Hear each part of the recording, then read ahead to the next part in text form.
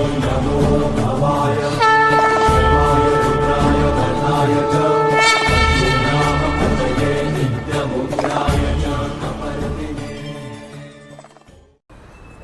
श्री महाकाल आप सभी लोगों को। मैं धनंजय तिवारी अपने चैनल महाकाल के सेवक में आपका सबका एक बार फिर से स्वागत करता हूँ। और ये वीडियो थोड़ा अलग है, ना ये सिद्धि के बारे में, ना साधना के बारे में, ना मंत्र के बारे में, ना तंत्र के बारे में। ये विषय है भगवान हनुमान के बारे में। असल में मेरे एक साधक मित्र हैं, काफ़ी अच्छे साधक हैं बनारस के। उनसे मेरी आज सुबह सुबह बात हो रही थी, तो मैंने उनसे बोला कि मैंने कहा कि आप सिंदूरी हनुमान जी की पूजा करें, ठीक है, उनकी पूजा करें आप। तो मेरे को उन्होंने बोला कि सिंदूरी हनुमान की पूजा मतलब समझा नहीं मैं। तो मैंने उनसे बोला कि उनका जो लाल जो रूप है, जिस बारे में बोला जाता है कि लाल देह लाल लीला से अरुधर लाल लंगूर वज्र देह दानव दलना जय जय जय कपिसूर, ठीक है, तो उनको इसका मतलब ही समझ नहीं आया। तो मेरे को काफ़ी अचंभा हुआ, मतलब काफ़ी वो अच्छे साधक है, काफ़ी समय से जानता हूँ उनको मैं, लेकिन मेरे को इस बात से अचंभित हो गया मैं कि मतलब उन्हें यही नहीं पता कि ये चीज़ है क्या। तो मेरे दिमाग में एक बात आई कि जब इतने बड़े साधक को ये चीज़ नहीं पता, तो आम इंसानों को भी बहुत कन्फ्यूजन होगी इस चीज़ में।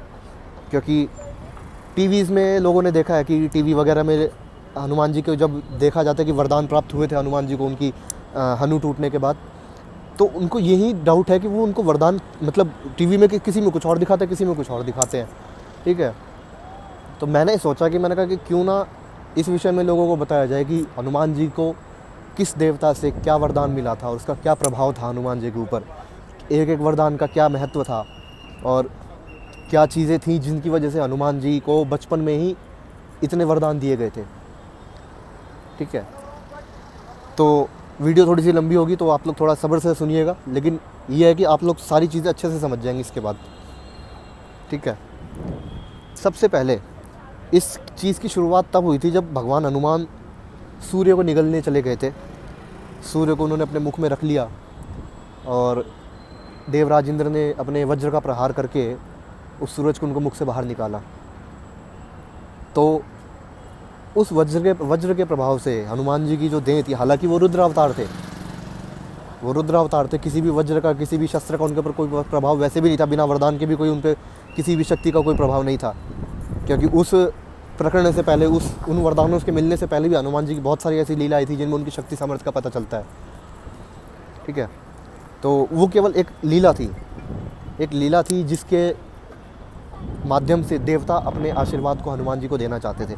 आगे जाकर उन्हें जो कार्य करने थे, भगवान राम की जो सेवा उन्हें करनी थी, उसके लिए जो उन्हें ज़रूरतें थी, उस हिसाब से देवताओं ने अपने अपने हिसाब से उन्हें वरदान दिए। लेकिन यहाँ पर सोचने वाली बात यह है कि उन वरदानों का फल क्या था। मतलब ठीक है, वरदान तो मिल गए उनको, लेकिन उन वरदानों से होना क्या था, ठीक है। तो सबसे पहले मैं यहाँ पे उन्हीं साधक का ये डाउट क्लियर करूँगा कि क्यों हनुमान जी के बारे में ये बोला जाता है कि लाल देह लाल लीला से अरुधर लाल लंगूर वज्र देह दानव दलना जय जय जय कपिसूर। इसका कारण क्या है? लोगों को ये लगता है कि हनुमान जी ने अपने शरीर पर सिंदूर लगा लिया था, तो उस कारण से हनुमान जी को ये श्लोक बोला जाता है उनके लिए, लाल देह वाला, ठीक है। लेकिन इसमें सोचने वाली बात यह है कि हनुमान जी को जो सिंदूर चढ़ाया जाता है वो लाल नहीं होता, ऑरेंज होता है, ठीक है। ऑरेंज कलर का होता है, संतरे का जैसा रंग होता है उसका, तो वो लाल नहीं होता। तो उसके कारण हनुमान जी का नाम लाल देह लाल लीला से नहीं हो सकता है, ठीक है। मैंने बहुत शोध की मैंने इस चीज़ के ऊपर, बहुत खोजा मैंने इस चीज़ के बारे में, ध्यान में भी खोजा, पुस्तकों में भी खोजा, और बहुत जगह मैंने देखा, मैंने बहुत लोगों से पता किया मैंने इसके बारे में, और अंत में जाके मुझे इसका उत्तर मिला कि भगवान सूर्य जब समस्त देवताओं के साथ में हनुमान जी को आशीर्वाद देने आए थे, उस समय भगवान सूर्य ने अपने तेज का 100वां हिस्सा हनुमान जी को प्रदान किया था। उनकी प्रत्येक रोम में उन्होंने अपनी किरणें भरी थी उनकी, और उन किरणों के प्रभाव से भगवान सूर्य के उस 100वें हिस्से के तेज के बराबर के प्रकाश से उनकी जो देह थी वो लाल रंग की चमकने लग गई, ठीक है। ये बोला जाता है कि सूर्य के तेज से प्रकाशमान हो, वीर की देह चमके लाल लाल, लाल लसे लाली लाल देह लाली लसे उधर लाल लंगूर वज्र देह दानव दलना जय जय जय कपिसूर। इसका कारण ये है कि भगवान सूर्य ने जिस समय अपने तेज का 100वां हिस्सा हनुमान जी को प्रदान किया, तो उस तेज के हिस्से से उनका जो शरीर था वो लाल रंग से चमकने लग गया, जिस कारण से उन्हें ये नाम दिया गया। ठीक है, अब बात करते हैं उनके बाकी वरदानों की। मैं मतलब मेरे को जितना पता है मैं उतना ही बताऊंगा, क्योंकि भगवान हनुमान अनंत हैं, उनकी कोई ऐसी कुछ नहीं है कि मतलब कोई उनके बारे में कुछ भी पता कर ले ऐसी हवा में। ठीक है, लेकिन एक चीज़ है कि जितना मैं आपको बताऊंगा वो चीज़ें प्रमाणिक है। अगर आप पुरानी पुस्तकों को खोजेंगे, ठीक है, आप पुरानी किताबों में ढूंढेंगे तो आपको मिलेगा इसके बारे में। ठीक है, अब वो मैं नहीं बता सकता कि वो कौन सी किताबें हैं, गुप्त हैं वो चीज़ें, आप खोजिए उनको। सबसे पहले बात करते हैं भगवान इंद्र की। जब इंद्रदेव ने उनको वरदान दिया तो उन्होंने उनको ये वरदान दिया कि मेरे वज्र के प्रहार से तुम्हारी जो हनु को ये नुकसान पहुंचा है, इस कारण तुम्हारा नाम हनुमान होगा, और तुम्हारे अंग प्रत्यंग जो हैं वो वज्र के समान कठोर हो जाएंगे, और वज्र के समान कठोर देह होने के कारण ही तुम्हारा नाम बजरंग होगा। ठीक है, ये वरदान दिया था इंद्रदेव ने उन्हें वज्र सदृश शरीर का।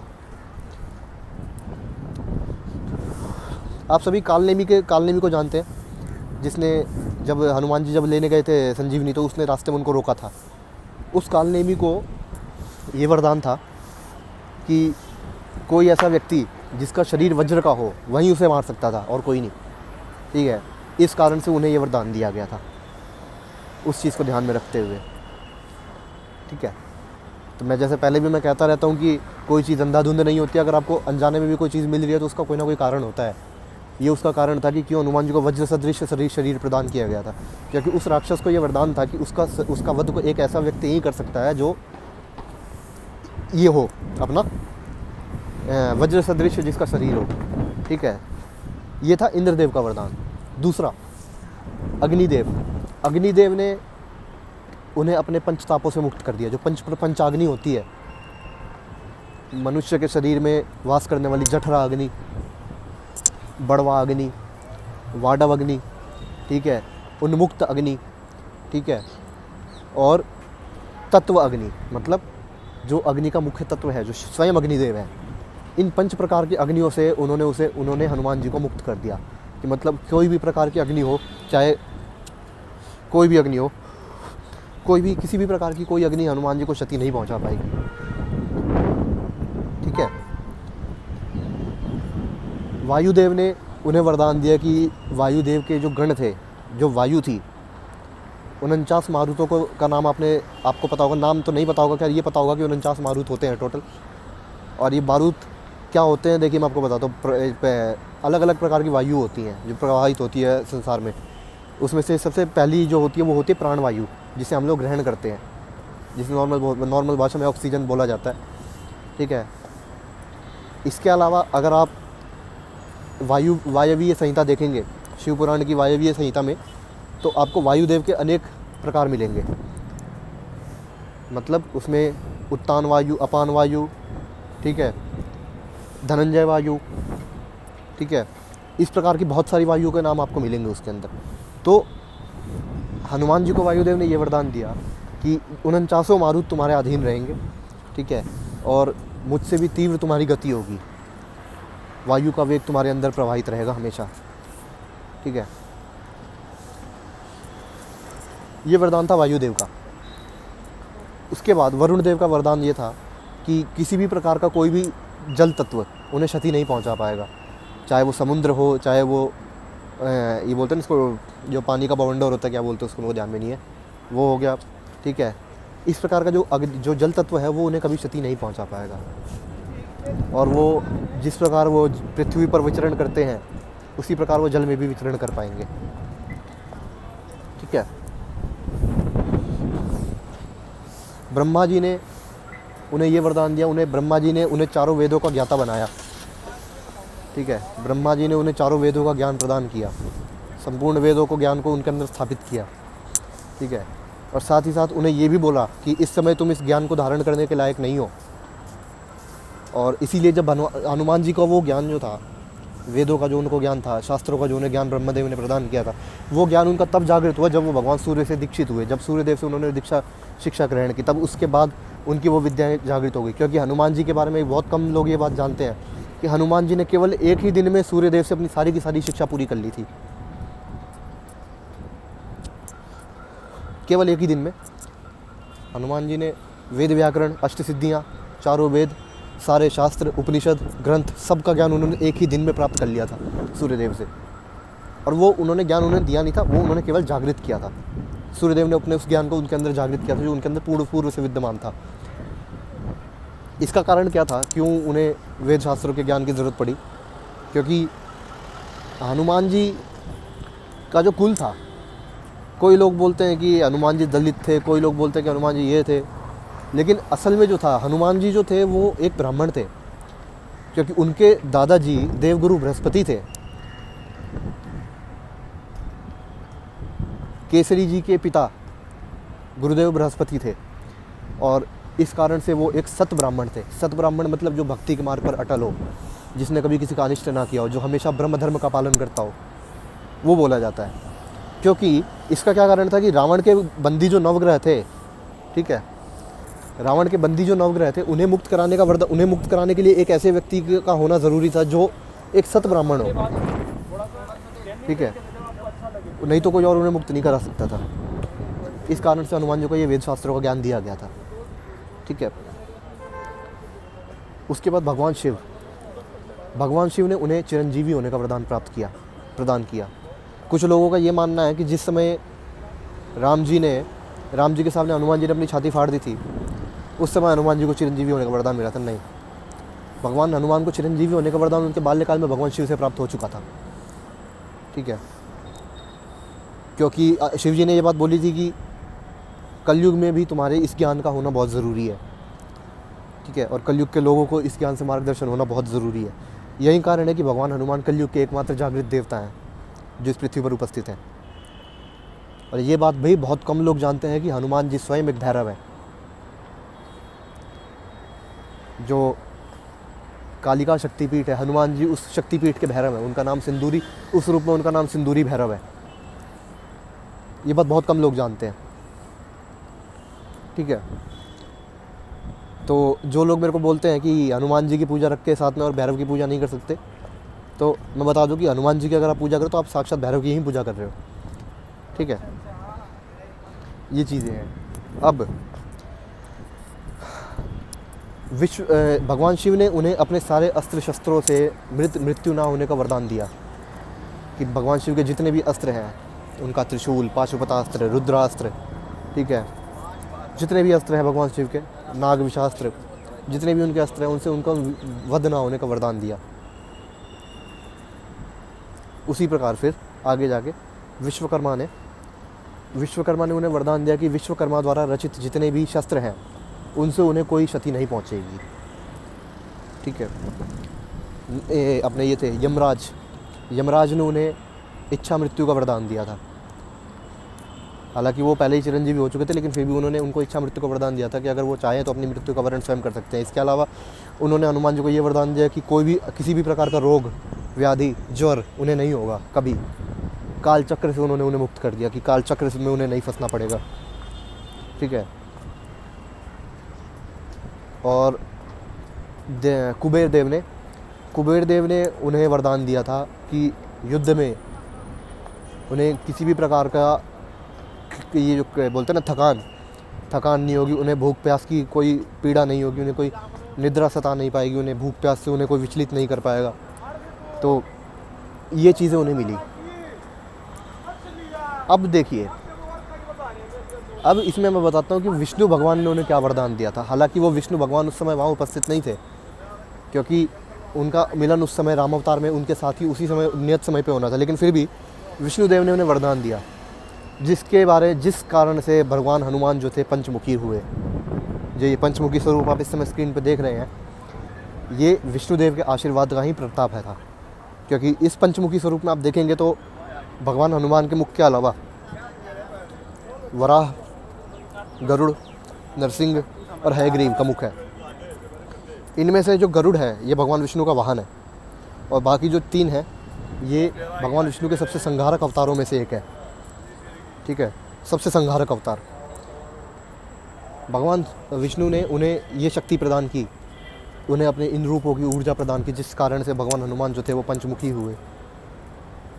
ये स्वरूप उन्हें भगवान विष्णु का ही दिया हुआ था। हालांकि इस बात को टीवी वगैरह में नहीं दिखाया जाता, क्योंकि टीवीज़ में अगर आप देखेंगे तो टीवी में ना अगर हनुमान जी का सीरियल चल रहा है तो हनुमान जी को एक अलग से दिखाया जाता है कि हनुमान जी ही सब कुछ थे और जो भी कुछ था वो हनुमान जी का ही था। लेकिन ऐसा नहीं है, हनुमान जी को भी देवताओं ने आशीर्वाद दिए थे और उसी आशीर्वाद के फलस्वरूप उनका ये पंचमुखी स्वरूप है। इसके अलावा हनुमान जी की कुछ गुप्त शक्तियाँ जो मैं आपको बताने जा रहा हूँ। हनुमान जी पंचमुखी होने के साथ साथ 11 मुखी भी थे, ठीक है, जिस रूप में उनके पास 11 रुद्रों की शक्ति थी, ठीक है। उनके पास अष्ट सिद्धियाँ थी, आप सभी जानते हैं अष्ट सिद्धियों के बारे में, ठीक है। अपने शरीर को जितना मर्जी चाहे उतना बढ़ा लेना, अपने शरीर को अणु के आकार के समान छोटा बना लेना, ठीक है, जो चाहो वो प्राप्त कर लेना, जिस चीज़ को चाहो उसे प्रकट कर देना, इस प्रकार की चीज़ें हनुमान जी के पास थी। इसके अलावा भगवान हनुमान जी जो हैं वो अखाड़े के इष्ट देवता हैं, जो पहलवानी जो करते हैं ना लोग, उनके इष्ट देवता होते हैं हनुमान जी। क्यों? इसका भी एक कारण है कि जिस समय हनुमान जी शत्रुघ्न के साथ में गए थे उस असुर का वध करने के लिए, उसका मैं नाम भूल रहा हूँ, तो जिसके पास भगवान शिव का दिया हुआ दिव्य अस्त्र था, मेरे को उसका नाम याद नहीं आ रहा। जब उसके पास में हनुमान जी गए थे युद्ध करने, और क्या कहते हैं शत्रुघ्न युद्ध करने उनसे गए थे, तो उन्होंने शत्रुघ्न को उस समय मल्ल युद्ध के दाव सिखाए थे, और जिससे कि शत्रुघ्न ने उस असुर का वध किया था। तब भगवान शिव ने प्रसन्न होकर के उन्हें अखाड़े का इष्ट देवता बनाया था, ठीक है।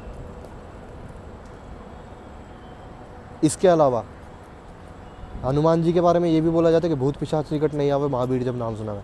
इसका भी एक कारण है कि हनुमान जी ने अपने बाल्यकाल में ही जो प्रेतों के अधिष्ठाता देवता थे, जो प्रेतराज थे, उन प्रेतराज को उन्होंने अपने वश में करके उन्हें परास्त किया था।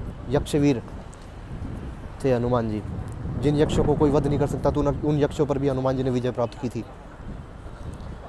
पिशाच मोचन हनुमान जी, ऐसे बहुत सारे, मैं उनकी कथाओं का अगर सुनाने बैठूंगा तो बहुत समय हो जाएगा, बहुत टाइम निकल जाएगा और आप लोगों को आनंद भी बड़ा प्राप्त होगा उसमें। परंतु कुछ चीज़ें हैं जो गुप्त ही रखनी है, इसी कारण से मैं उन्हें नहीं बताऊंगा यहाँ पे। लेकिन यहाँ पे मैं एक चीज़ आपको बताऊंगा कि आप लोगों को एक मुखी हनुमान कवच और पंचमुखी हनुमान कवच के बारे में तो पता है, ठीक है, कि एक मुखी हनुमान कवच और पंचमुखी हनुमान कवच है। लेकिन भेद क्या है? आखिर क्यों हनुमान जी के दो कवच हैं? क्योंकि एक ही कवच से काम हो जाएगा तो दो कवच की आवश्यकता है? पंचमुखी हनुमान के रूप का कवच अलग है, एक मुखी हनुमान है तो उनका कवच अलग है, क्या अंतर है दोनों में? इसका अंतर ये है कि जो पंचमुखी हनुमान कवच है उसमें हनुमान जी के साथ साथ बाकी जो विष्णु जो ये कवच है अपने नरसिंह कवच, वराह कवच, गरुड़ कवच, हयग्रीव कवच, ये इन सभी कवचों की शक्ति उसके अंदर है। क्योंकि आपने अगर पंचमुखी हनुमान कवच सुना होगा तो उसमें ये बहुत अच्छे तरीके से स्पष्ट रूप से ये चीज़ बताई गई है कि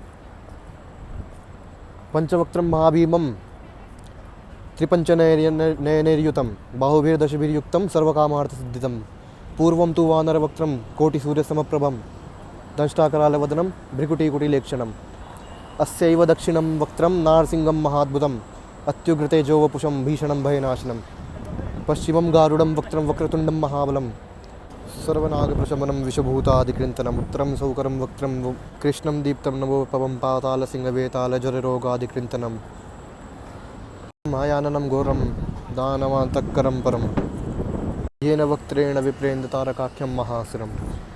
इसमें भगवान हनुमान के 5 मुखों की महिमा गाई गई है, ठीक है।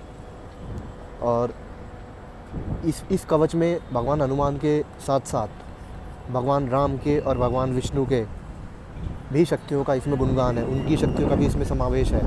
इस कारण से ये पंचमुखी हनुमान कवच एक मुखी हनुमान कवच से भी अधिक उत्तम है, ठीक है। क्योंकि ये जो हनुमान कवच है ये 5 दिशाओं से आपकी रक्षा करता है। पूर्व में वानर मुख से, दक्षिण में नरसिंह मुख से, पश्चिम में गरुड़ मुख से, दक्षिण में वराह मुख से और ऊर्ध्व में मतलब आकाश की तरफ से हयग्रीव मुख से। ये 5 दिशाओं से आपकी रक्षा करता है। इस कारण से ये जो कवच है ये एक मुखी हनुमान कवच से भी अधिक उत्तम है, ठीक है। तो ये कुछ बातें थी जो मुझे हनुमान जी के बारे में बोलनी थी। इसके साथ साथ कई लोगों को अब उनके सवालों के जवाब मिल जाएंगे इसमें, ठीक है।